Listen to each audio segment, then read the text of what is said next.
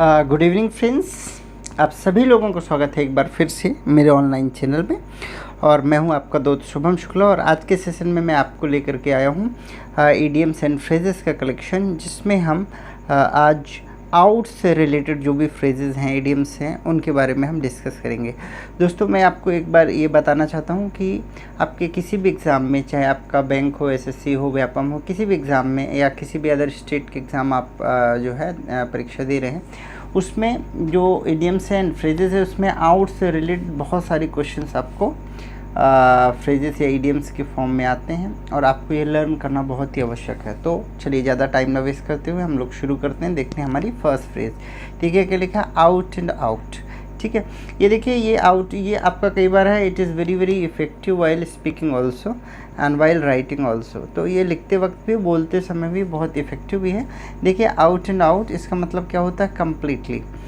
When you do something completely then we use out and out. जब हम पूर्णतया कोई काम करते हैं पूरी तरीके से, तो हम कौन सा फ्रेज़ या इडियम्स इस्तेमाल करते हैं? Out and out. ठीक है ना?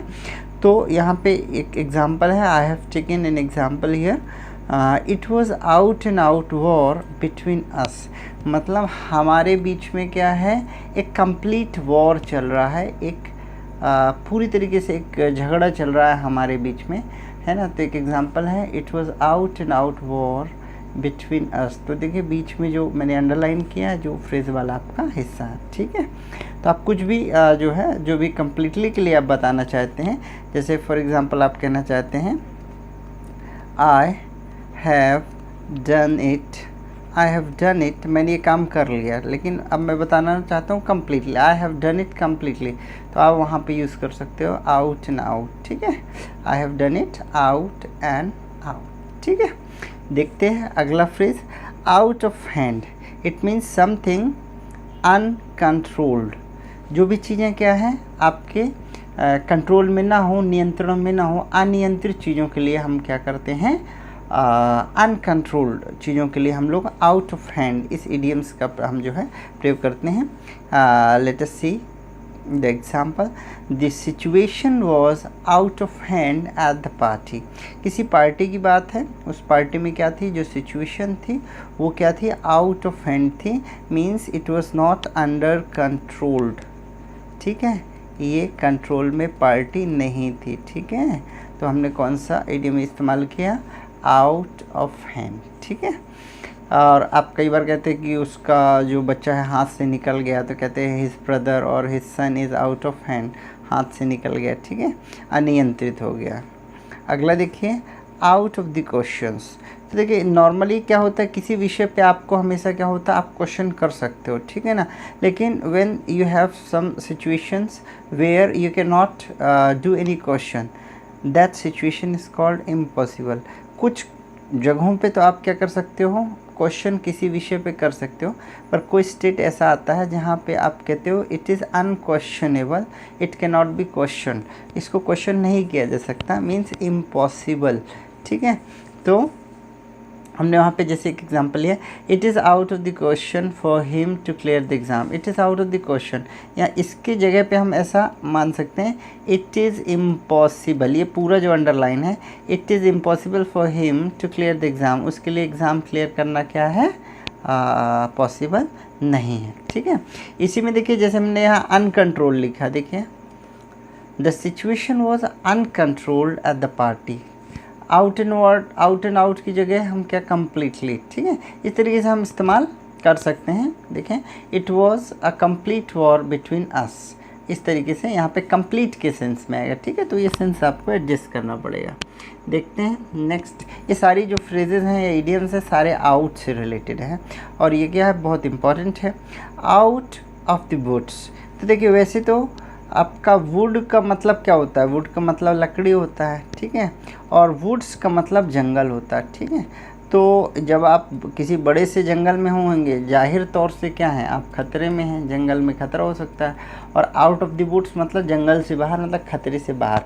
तो जब क्या होते हैं, जब कोई ऐसी सिचुएशन होती है, when you are out of danger. ठीक है ना?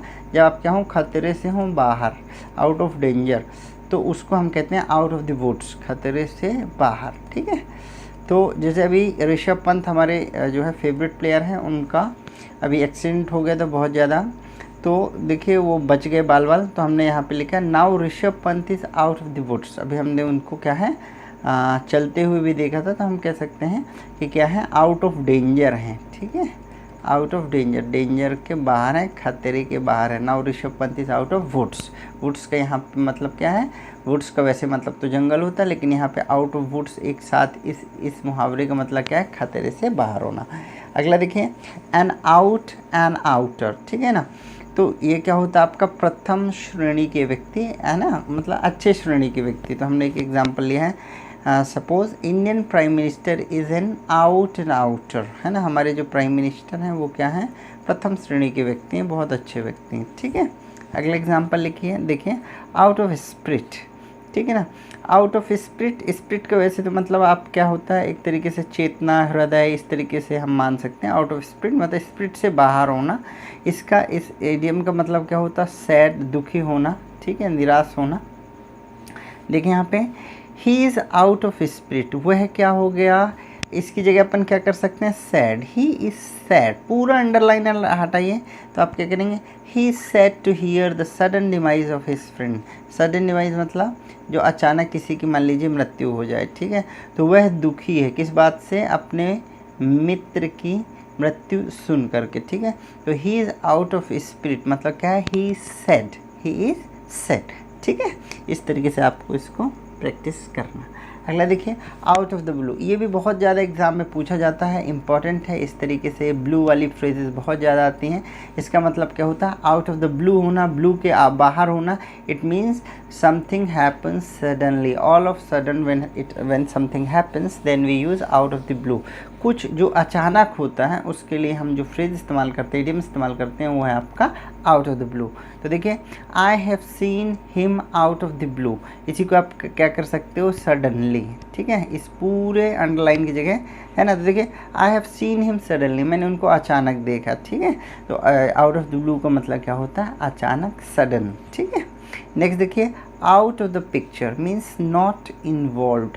तो क्या होता है कि जब आप किसी फ्रेम में, आउट ऑफ द फ्रेम, ऐसा भी अपन है ना, इसको ऐसा भी बोलते हैं, out of the frame, frame के बाहर होना, पिक्चर के बाहर होना, ठीक है। इसका मतलब होता है अब जो है not being the part of something, किसी चीज़ का पार्ट ना होना, ठीक है।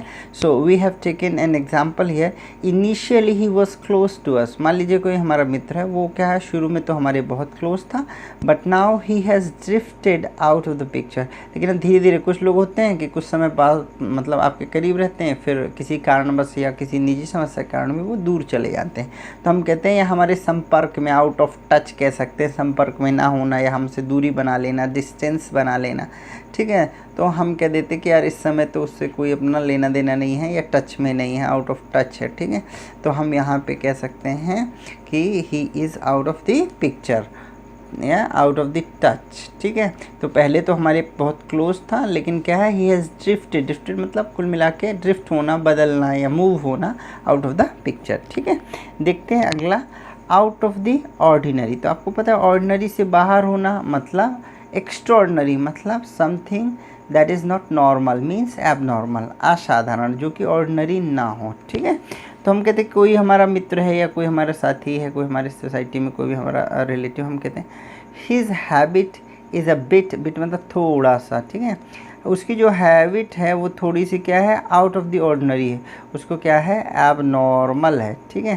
तो इस अंडरलाइन की जगह आप कर सकते हो abnormal, his habit is a bit abnormal. मतलब क्या होता है, कई बार तो आपको चीज़ें सामान्य लगती हैं, and sometimes you see things abnormal that is not ordinary. कुछ चीज़ें होती हैं जो आपको ऑर्डिनरी नहीं लगती हैं, असाधारण लगती हैं, वहाँ पे जो हम इडियम इस्तेमाल करेंगे वो है आउट ऑफ द ऑर्डिनरी। चलते हैं नेक्स्ट देखते हैं आउट ऑफ दिस वर्ल्ड। तो देखिए जो इस वर्ल्ड के बाहर, सांसारिक ना हो, मतलब बहुत ही अलग प्लेनेट का हो, एक्सीलेंट मतलब जो दूसरों के जैसा ना हो, ठीक है, आउट ऑफ दिस वर्ल्ड। तो हमने यहाँ एग्जांपल लिया है, Sachin Tendulkar is out of the world in cricket. तो क्रिकेटर के तौर पे जो सचिन है उनका जो कद है, गॉड ऑफ क्रिकेट कहा जाता है इन्हें।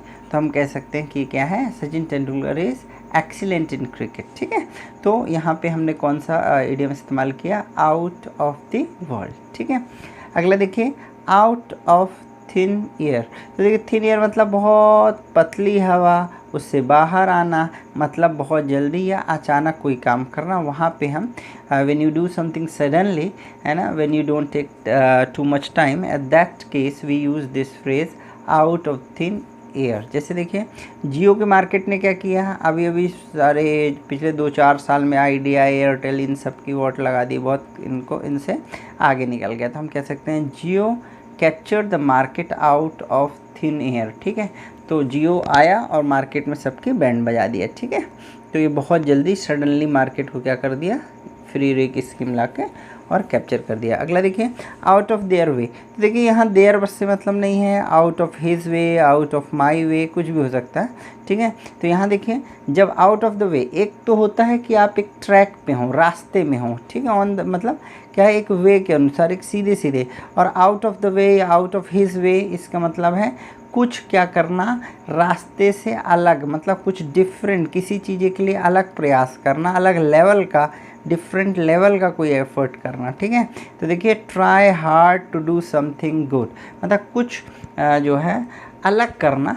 ठीक है ना, तो यहाँ देखिए he really went out of his way to make us feel proud. तो वो क्या हो गया, उसने सारी ताकत लगा दी, है ना, नॉर्मल से अलग कुछ क्रिएट करके बताया, to make us feel proud, हमें प्राउड फील कराने के लिए वो किसी भी हद तक जो है चला गया। ठीक है दोस्तों, तो ये तो थी आज की हमारी कुछ इडियम्स और फ्रेजेस जो कि आपके एग्ज़ाम्स के लिए बहुत महत्वपूर्ण है।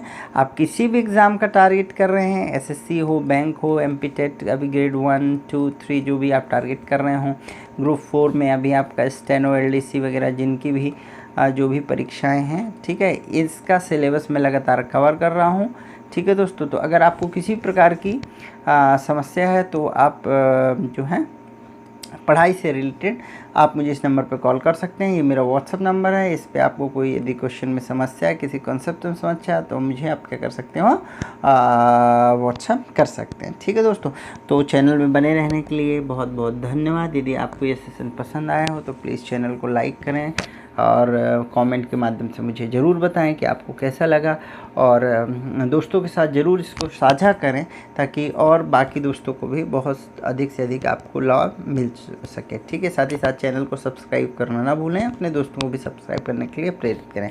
थैंक यू, जय हिंद।